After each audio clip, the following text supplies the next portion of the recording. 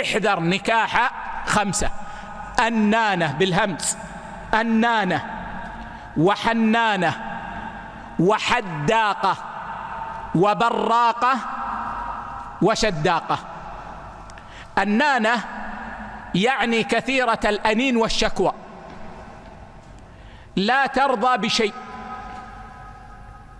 ولا يعجبها شيء، ولا تكاد تكون مرتاحة مع زوجها.